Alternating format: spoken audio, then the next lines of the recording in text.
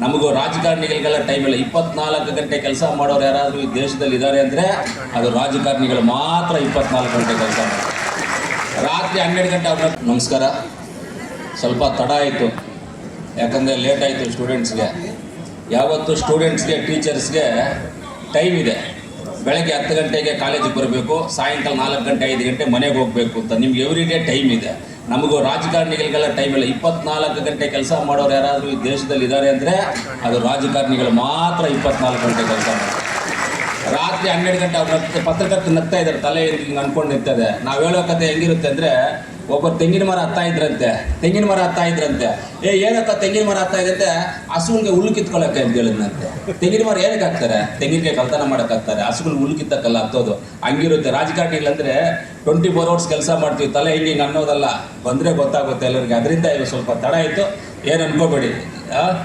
ಇವತ್ತು ನಮ್ಮ ಕೋಲಾರ ಹೃದಯ ಭಾಗದಲ್ಲಿ ಕೋಲಾರ ತಾಲೂಕಿನಲ್ಲಿ ಇವತ್ತು 100 ಕೋಟಿ 3 ಲಕ್ಷ ವರ್ಗದಲ್ಲಿ ಇವತ್ತು ನಮ್ಮ ಸರ್ಕಾರಿ ಕಾಲೇಜುಗಳಲ್ಲಿ ಕಟ್ಟಡ ಮಾಡೋದಕ್ಕೆ, ಅದರಲ್ಲಿ ಇನ್ನೂ 40 ಕೋಟಿ ಕಾಮಗಾರಿಗಳು 10ನೇ ತಾರೀಕು ಟೆಂಡರ್ ಪ್ರೋಗ್ರೆಸ್ಸು ಲಾಸ್ಟ್ ಆಗುತ್ತೆ. 10ನೇ ತಾರೀಕು ಟೆಂಡರ್ ಯಾರಿಗೆ ಹೋಗುತ್ತೆ ಅಂತ ಗೊತ್ತಾಗುತ್ತೆ. ಯಾವಾಗ ನೆಕ್ಸ್ಟ್ ಮಂತು 10ನೇ ತಾರೀಕು ಟೆಂಡರ್ ಯಾರಿಗೆ ಹೋಗುತ್ತೆ ಅಂತ ಗೊತ್ತಾಗುತ್ತೆ.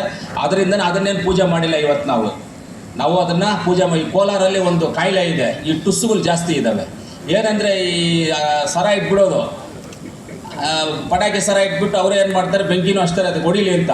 ಈ ಕಡೆಯಿಂದ ಬಕೆಟಲ್ಲಿ ನೀರು ಹಾಕ್ತಾರೆ, ಅದ್ರ ಮೇಲೆ ಬಕೆಟಲ್ಲಿ ಸಂದಿಂದ ಇನ್ನೊಬ್ಬರ ಕೈ ನೀರು ಹಾಕ್ಸ್ಬಿಡ್ತಾರೆ. ಅದಕ್ಕೋಸ್ಕರ ನಾವು ಟೆಂಡರ್ ಯಾವ್ದು ಆಗಿದೆಯೋ ಅದನ್ನು ಕೆಲಸ ಮಾಡಿದ್ದೀವಿ, ಸ್ಟಾರ್ಟ್ ಮಾಡಿದ್ದೀವಿ.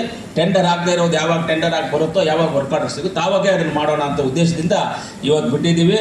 ಮುಖ್ಯವಾಗಿ ಇವತ್ತು ಇದೆಲ್ಲ ಆಗಬೇಕು ಅಂತ ಹೇಳಿದ್ರೆ ನಮ್ಮ ಉನ್ನತ ಶಿಕ್ಷಣ ಸಚಿವರು ಸುಧಾಕರನ್ ಅವರು ಇದೆಲ್ಲ ಆಗಬೇಕಂದ್ರೆ ಮೊದಲನೇದಾಗಿ ಕಾರಣ. ಅದಾದಮೇಲೆ ಸುರೇಶ್ ಅಣ್ಣವ್ರ ಹತ್ರ ಹೋಗಿ ಅವ್ರಿಗೆ ಹೇಳಿದಾಗ, ಇಮ್ರೇಟ್ ಮಾಡಪ್ಪ, ಕೋಲಾರ ಅಂದರೆ ನಮ್ಮ ಚಿನ್ನದ ನಾಡು, ಅನೇಕ ಮಹಾನ್ ವ್ಯಕ್ತಿಗಳೆಲ್ಲ ಇದರಲ್ಲಿ ಕೆ.ಸಿ. ರೆಡ್ಡಿಯವರು ಹುಟ್ಟಿರುವಂಥ ಸ್ಥಳ, ಎಂ.ವಿ. ಕೃಷ್ಣಪ್ಪ, ಎಂ.ಇ. ವೆಂಕಟಪ್ಪ, ಟಿ. ಚೆನ್ನೈನವರು, ಈ ಥರ ಮಹಾನ್ ವ್ಯಕ್ತಿಗಳು, ಲತೀಫ್ ಸಾಬು ಇಂಥವ್ರು ಹುಟ್ಟಿರುವಂಥ ಜಾಗದಲ್ಲಿ ಈ ಜಾಗಕ್ಕೆ ಇನ್ನೂ ನಾವು ಬೆಂಗಳೂರಿಗೆ ಹತ್ತಿರದಲ್ಲಿರುವಂಥ ಇನ್ನೂ ಅಭಿವೃದ್ಧಿ ಕಮ್ಮಿ ಆಗಿದೆ ಅಂತ ಹೇಳಿದ್ರೆ ಇದು ನಮಗೆ ದುರಾದೃಷ್ಟ. ಅದಕ್ಕೆ ಮಾಡಬೇಕು ಅಂತ ಸುರೇಶ್ ಅಣ್ಣವ್ರು ಅನೇಕ ಸಲ ಸುಧಾಕರ್ ಅವ್ರಿಗೆ ಹೇಳಿ ಇದನ್ನು ಇವತ್ತು ಮಾಡಿದ್ದೀವಿ. ಇವತ್ತು ನಾನು ಕೇಳಿಸ್ಕೊಳ್ತಾ ಇದ್ದೆ, ಬಿಲ್ಡಿಂಗ್ಸ್ ಹಿಂಗೆ ತೋರಿಸ್ತಾ ಇದ್ದಾರೆ, ಇದರಲ್ಲಿ ಹಿಂಗೆ ಬರುತ್ತಾ ಅಂತ ಕೇಳ್ತಾ ಇದ್ರು. ಇದು ಯಾವುದು ಬಿತ್ತನೆ ಬೀಜ ಅಂಗಡಿ ಅಲ್ಲ, ಇದು ಬಿತ್ತನೆ ಬೀಜ ಅಂಗಡಿ ಗೊತ್ತಲ್ಲ, ಬಿತ್ತನೆ ಬೀಜ ಅಂಗಡಿ ಅಲ್ಲ ಇದು. ಬಿತ್ತನೆ ಬೀಜ ಅಂಗಡಿಯಲ್ಲಿ ಪ್ಯಾಕೆಟ್ ಮೇಲೆ ಕೋಸು ಇಷ್ಟು ದಪ್ಪ ಹಾಕಿರ್ತಾರೆ, ಆದರೆ ನಾವು ಬೆಳೆ ಹಾಕಿದಾಗ ಅದು ಬರೋದು ಇಷ್ಟೇ ದಪ್ಪ. ಇದೇನು ಬಿತ್ತನೆ ಬೀಜ ಅಂಗಡಿ ಅಲ್ಲ, ಒರಿಜಿನಲ್ ಆಗಿ ನಾವು ಮಾಡ್ತಾ ಇರುವಂಥದ್ದು. ಇಲ್ಲೇನು ಬರುತ್ತೋ ಅದೇ ಬರೋದು, ಇಲ್ಲೇನು ಬರುತ್ತೋ ಏನು ವಿಡಿಯೋ ಇದು ಅದೇ ಬರೋದು ವಿಡಿಯೋ. ಇದಕ್ಕೆಲ್ಲ ಸಹಕರಿಸಿದ ನಮ್ಮಿಬ್ಬರು ಮಂತ್ರಿಗಳಿಗೆ ನನ್ನ ಹೃದಯಪೂರ್ವಕ ನಮಸ್ಕಾರಗಳನ್ನು ಹೇಳ್ತೀನಿ.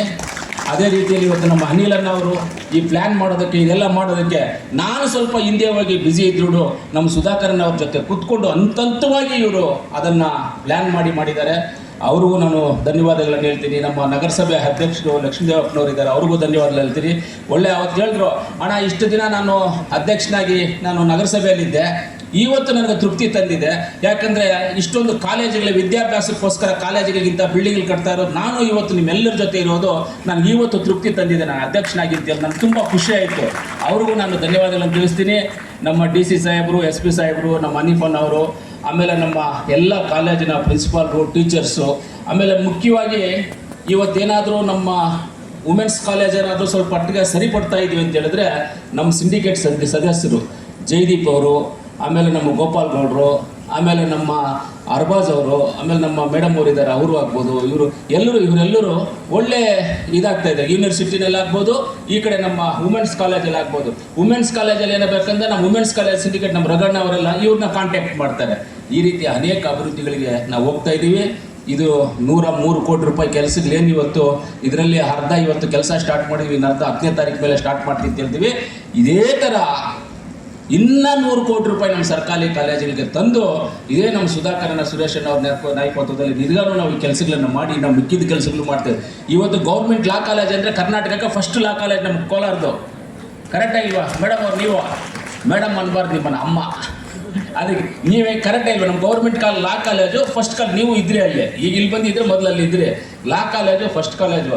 ಇವತ್ತು 40-45 ಜನ ಇದರಲ್ಲಿ ಓದಿರುವಂಥ ನಮ್ಮ ಕೋಲಾರ ಲಾ ಕಾಲೇಜಲ್ಲಿ ಓದಿರುವಂಥವ್ರು 45 ಜನ ಇವತ್ತು ಜಡ್ಜ್ಗಳಿದ್ದಾರೆ, 40ರಿಂದ 45 ಜಡ್ಜ್ಗಳಿದ್ದಾರೆ ಇವತ್ತು.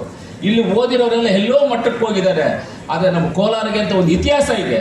ಆ ಇತಿಹಾಸವನ್ನು ತಿದ್ದಬೇಕು ಅಂತ ಹೇಳಿದ್ರೆ ಇವತ್ತು ನಮ್ಮ ಕೋಲಾರಲ್ಲಿ ಸರ್ಕಾರಿ ಮೆಡಿಕಲ್ ಕಾಲೇಜ್ ಆಗಲೇಬೇಕು, ಲಾ ಕಾಲೇಜು ಆಗಬೇಕು, ವುಮೆನ್ಸ್ ಕಾಲೇಜ್ ಇನ್ನೂ ಚೆನ್ನಾಗಿ ಮಾಡಬೇಕು, ನಮ್ಮ ಬಾಯ್ಸ್ ಕಾಲೇಜು ಮಾಡಬೇಕು. ಎಲ್ಲ ಸರ್ಕಾರಿ ಕಾಲೇಜುಗಳಲ್ಲಿ ಡಿಸ್ಟ್ರಿಕ್ಟ್ ಹೆಡ್ ಕ್ವಾರ್ಟರ್ಲಿರುವಂಥ ಕಾಲೇಜುಗಳನ್ನ ನಮ್ಮ ಸಾಫ್ಟ್ವೇರ್ ಕಂಪ್ನಿ ಟೈಪಲ್ಲಿ ಮಾಡಬೇಕು. ಸಾಫ್ಟ್ವೇರ್ ಕಂಪ್ನಿಯವರು ಏನು ಕೊಡಬೇಕು ಆ ರೀತಿಯಲ್ಲಿ ಮಾಡಬೇಕು ಅಂತ ನಮ್ಮ ಗುರಿ. ಕೆಲವರು ಇಲ್ಲಿಂದ ಹೋಗಿ ಅದು ಇದು ಅಂತ ಸುಳ್ಳುಗಳು ಹೇಳಕ್ಕೆ ಹೋಗ್ತಾರೆ. ಇಲ್ಲಿ ಸುರೇಶನ ಹತ್ರನೂ ಹೋಗ್ತಾರೆ, ಇನ್ನೊಬ್ಬರ ಹತ್ರ ಹೋಗ್ತಾರೆ, ಇನ್ನೊಬ್ಬರ ಹತ್ರ ಸುಳ್ಳುಗಳು ಹೇಳಕ್ಕೆ ಹೋಗ್ತಾರೆ. ಅವರೆಲ್ಲ ಅವ್ರ ಮಾತು ಕೇಳೋದೇ ಇಲ್ಲ. ಆದರೂ ನಾವೇನು ಹೇಳ್ತೀವಿ, ಕೆಲಸ ಮಾಡಬೇಕು, ಕೆಲಸ ಮಾಡೋಕ್ಕೋಸ್ಕರ ಬಂದಿದ್ದೀವಿ, ಕೆಲಸ ಮಾಡ್ತೀವಿ ಅನ್ನೋ ಉದ್ದೇಶದಿಂದ ಕೆಲಸ ಮಾಡ್ತೀವಿ. ಒಂದನ್ನು ಮಾತ್ರ ಹೇಳಕ್ಕೆ ಲಾಸ್ಟಾಗಿ ಇಷ್ಟಪಡ್ತೀನಿ, ನಾನು ಜಗಳ ಮಾಡ್ತೇನೆ. ಆದರೆ ಯಾವುದ್ರ ಮೇಲೆ ಜಗಳ ಮಾಡ್ತೀನಿ ಅಂದರೆ ಕೆಲಸದ ಮೇಲೆ ಜಗಳ ಮಾಡ್ತೀನಿ. ರೋಡಲ್ಲಿ ಅವರು ಜಗಳ ಮಾಡೋದಿಲ್ಲ, ಮನೆಯಲ್ಲಿ ಜಗಳ ಮಾಡೋದಿಲ್ಲ, ಯಾರ ಮೇಲೆ ಆಫೀಸರ್ಸ್ ಮೇಲೆ ಜಗಳ ಮಾಡೋದಿಲ್ಲ, ಆಫೀಸರ್ಸ್ ಮೇಲೆ ಜಗಳ ಮಾಡೋದಿಲ್ಲ. ಆದರೆ ಕೆಲಸದ ಮೇಲೆ ಜಗಳ ಮಾಡ್ತೀನಿ. ಕೆಲಸ ಮಾಡಿಸ್ತೀವಿ, ಕೆಲಸ ಮಾಡೇ ತೀರ್ತೀವಿ. ಇನ್ನೇಕ ಕೆಲವೊಂದು ಕಾರ್ಯಕ್ರಮಗಳಿದ್ದಾವೆ, ಅದೆಲ್ಲ ಅಪ್ರೂವಲ್ ಆಗಿ ಬಂದ ಮೇಲೆ ಹೇಳ್ಬೇಕಾಗ್ತದೆ. ಮೊದಲನೇದಾಗಿ ನಾನು ಕೇಳ್ಕೊಳ್ಳೋದಿಷ್ಟೇ, ಒಳ್ಳೆ ವಿದ್ಯೆ ಕೊಟ್ಬಿಟ್ಟು ಒಳ್ಳೆ ಉದ್ಯೋಗ ಕೊಟ್ಬಿಟ್ರೆ, ರೈತರಿಗೆ ಒಳ್ಳೆ ಫೆಸಿಲಿಟೀಸ್ ಕೊಟ್ಟರೆ, ಏನಕ್ಕೆ ನಮ್ಮ ಹತ್ರ ಯಾರು ಬರ್ತಾರೆ?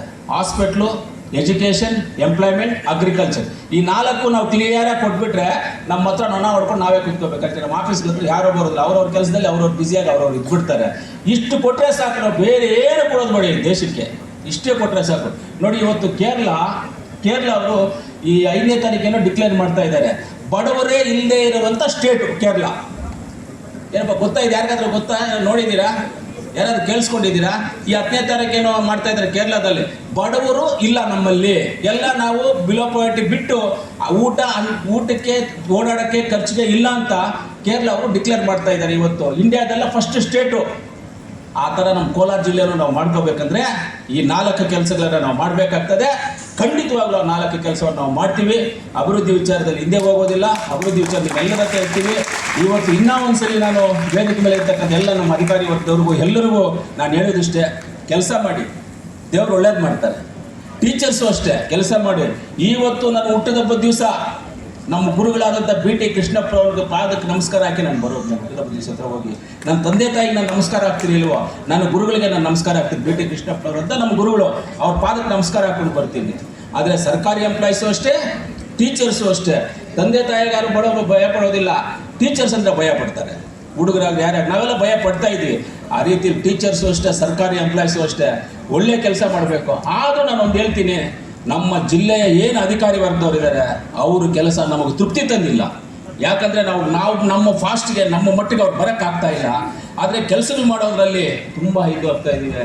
ಅದರಿಂದ ಇನ್ನು ಮುಂದಿನ ದಿನಗಳಲ್ಲಿ ಡಿಸ್ಟ್ರಿಕ್ಟ್ ಮಿನಿಸ್ಟರ್ ಜೊತೆ ಕೂತ್ಕೊಂಡು ಯಾರ್ಯಾರ್ದೇನಂತ ಚರ್ಚೆ ಮಾಡಿ ಎಲ್ಲವನ್ನು ಸರಿಪಡಿಸಿ ಮುಂದಿನ ದಿನಗಳಲ್ಲಿ ಇನ್ನು ಶಾಲಾ ಕಾಲೇಜುಗಳಿಗೆ ಒತ್ತನ್ನು ಕೊಟ್ಟು, ಇಂಡಸ್ಟ್ರೀಸ್ಗೆ ಒತ್ತನ್ನು ಕೊಟ್ಟು, ರೈತರಿಗೆ ಒತ್ತನ್ನು ಕೊಟ್ಟು, ಹಾಸ್ಪಿಟಲ್ಸ್ಗೆ ಒತ್ತನ್ನು ಕೊಡೋದೇ ನನ್ನ ಕಾನ್ಸೆಪ್ಟ್. ಈ 4ಕ್ಕೆ ಬೇರೆ ಯಾವುದೂ ಇಲ್ಲ. ನನಗೆ ಈ 4 ಮಾಡ್ತೀವಿ, ಮಾಡೇ ತೀರ್ತೀವಿ ಅಂತ ಹೇಳ್ತಾ ಮಾತಾಡಲಿಕ್ಕೆ ಅವಕಾಶ ಮಾಡಿಕೊಟ್ಟ ನಮ್ಮೆಲ್ಲ ಕಾಲೇಜಿನ ವಿದ್ಯಾರ್ಥಿನಿಯರಿಗೆ ಎಲ್ಲರಿಗೂ ಧನ್ಯವಾದಗಳನ್ನು ತಿಳಿಸಿ ನನ್ನ ಮಾತನ್ನು ಮುಗಿಸ್ತೀನಿ. ಜೈ ಹಿಂದ್, ಜೈ ಕರ್ನಾಟಕ.